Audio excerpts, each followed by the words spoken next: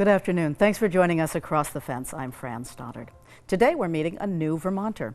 In February, he was selected to serve as the state conservationist.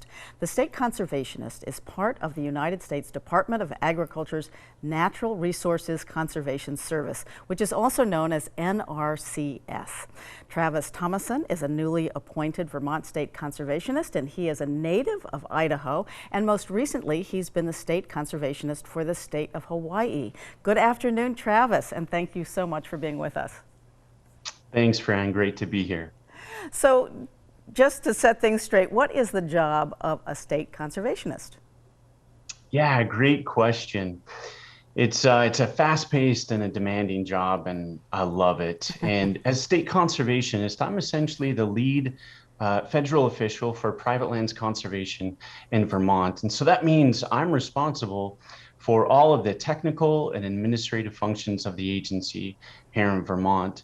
I think really it comes down to three key responsibilities for me as I do that work here. I'm really interested in ensuring equity, making sure that our programs and services are available to all Vermonters. Second, I see my key responsibilities is to take care of my team. We have 11 offices across the state with over 70 employees, and I want to make sure that they have the skills, the technology, the resources and tools to make sure that they can serve Vermonters the way that they need to. And last, I think the key important role is I see myself as a strategist, working with conservation partners across the state leaders to ensure that the work we're doing addresses Vermont's highest priority natural resources challenges of the day. And I'm really excited to be here in Vermont in that role. Okay, and it is a big job, and of course conservation is so important for this state. And since 2017, you served as the state conservationist for the Pacific Islands area based in Honolulu, Hawaii. So give us an overview of the conservation concerns that are there. Quite a different place. Yeah, we really loved the Pacific Islands, and the culture there is so inclusive, and they really had a love of the land. In fact, I learned a saying, aloha aina, which means a love and a care for the land. And I felt so strongly the importance about the work that we did, and really learned to come to understand that conservation is about relationships, a relationship between the land and the people. And so I brought some photos. You can see the photo on the right is Mauna Kea, a dormant volcano on the Big Island of Hawaii. And watershed health was really, really important to the people of the islands. They recognized that their water came from the mountains, and everything was really important that they had water quality. Agroforestry was also really important. You can see there's a picture on the left that's banana, taro, coconut, breadfruit in a small forest. And those traditional and cultural crops were really important to Pacific Islanders. Here's another photo on the right. There's a vegetable producer there. Locally grown food was really important. So we spent a lot of time helping producers address soil erosion, water quantity or irrigation systems, and then managing pests. And then the picture on the left there's a tremendous cattle industry in Hawaii, one that I didn't know existed. And we spent a lot of time with cattle ranchers, improving rangeland health and developing grazing systems for them on their operations. This last picture is a picture of my family, and one that I think rings true both in the Pacific Islands area and also in Vermont. And that's one of the work that we do is for future generations. My wife and I have 6 children together, and the work that I do is for them. And it's important that they have great resources, natural resources to enjoy the environment around them, and ensure that they have great soils and clean water to grow food for future generations. It was a wonderful experience, and one that our family will always cherish. Well, and what a wonderful message, Travis. Thank you so much. This really is about future generations, and in a way, not so different from Vermont and Vermont concerns. So what are some of the major resource concerns that you can anticipate in Vermont, and how can NRCS help farmers and private forest landowners address those concerns? Yeah, Fran. So our mission is to deliver a conservation solution so agricultural producers can conserve and protect natural resources and feed a growing world. So in Vermont, that means we spend a lot of our time working with producers to address water quality, issues on farms such as manure and nutrient management.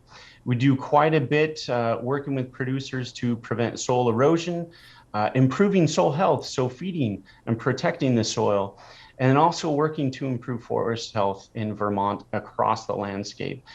We recognize there's a lot to do, and we're anxious to help people help the land. Okay, awesome. So touch on some of the programs and services that are available through NRCS. Yeah, absolutely. So I brought some simple photos to highlight some of the examples that we do for Vermonters here.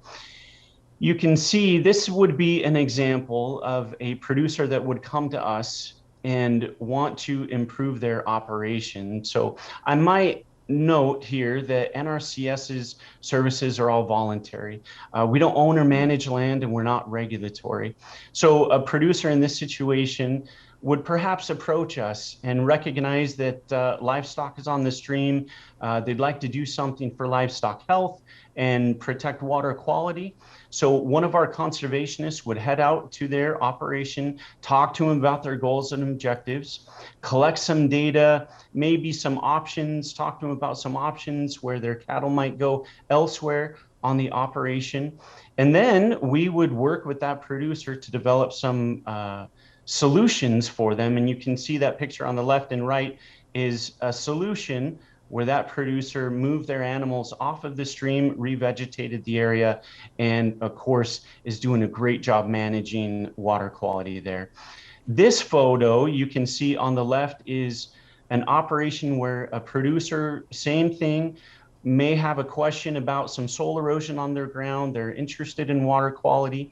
One of our conservationists would go out to the ground. They talk to them about their tillage operations, their crop rotation, how they manage their nutrients, if they're a conventional operation or an organic operation. And then likely in this situation, the photo on the right, this producer adopted a no-till cropping system, and they're probably planting some cover crops. And we really enjoy the opportunity to get out in the field, talk to producers about their operations, and meet their goals and objectives to take care of the land. And but you also have resources right there on your website that are pretty remarkable. Yeah, we Helpful. do. So if folks are interested, they can head out to farmers.gov.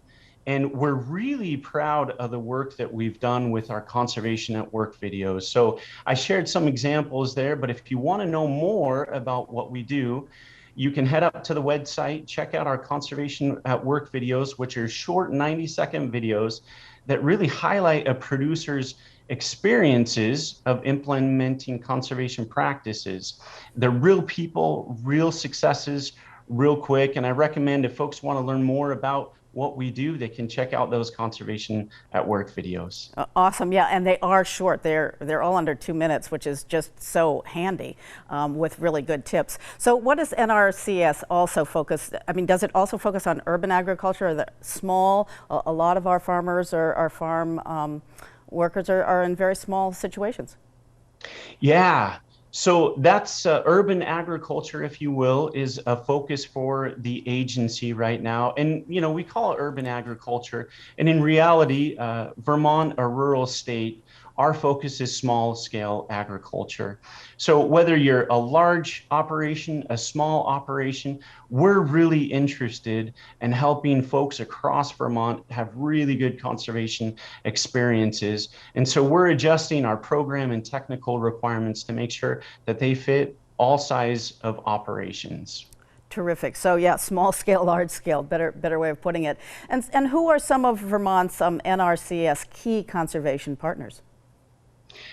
Yeah, thanks, Fran. We recognize that this critical conservation work is much too grand and complex for one entity alone. And there are lots of partners across the landscape. And I probably will leave out one if I were to try and mention them all. But one key partnership that I might mention is the Vermont Agricultural Water Quality Partnership. And this partnership, made up of federal, state, and local entities across Vermont, is really focused on assisting Vermont's farming community in improving their land stewardship of the environment and natural resources. And so they're doing a lot of great work. Last year in 2021, they leveraged over $24 million in assistance to Vermont farmers that totaled a reduction of 36 metric tons of phosphorus loading in Vermont's waters. And that's huge. They're celebrating their 10th anniversary this year. We're really excited about the work that we're doing. So that's just one out of many partners. So a big thing that you said at the beginning, it's about strategy. It's clearly about priorities, also about what to do. And you work with all of these partners and to enhance the landscape, really. Yeah, it's a great work. And like I said earlier, it's not just about today, but the work that we do today directly impacts what's available for future generations. And so that's one thing I've been really impressed about Vermonters is we're all engaged in this great work for future generations. And so where can folks go to learn more about the services of the Natural Resources Conservation Service in Vermont? Yeah, Fran. So we've got a lot of resources on the internet, so folks can search the internet for Vermont NRCS. You can visit farmers.gov, check out our Conservation at Work videos. You can follow us on Twitter or visit one of our 11 offices across the state. And we recognize there's a lot of great information you can get online to get started. And we really look forward to making sure that all Vermonters who are involved in agriculture production or forestry know about us and discover what we do to help Vermont have clean and abundant water, healthy soils, healthy forests, and thriving agricultural communities. Okay, Travis, thank you so much and welcome to Vermont. And thank you for letting us know that there are 11 offices around the state. Thanks, Fran. It's been great to be with you today. Thank you. And thank you for joining us across the fence. I'm Fran Stoddard. Stay well.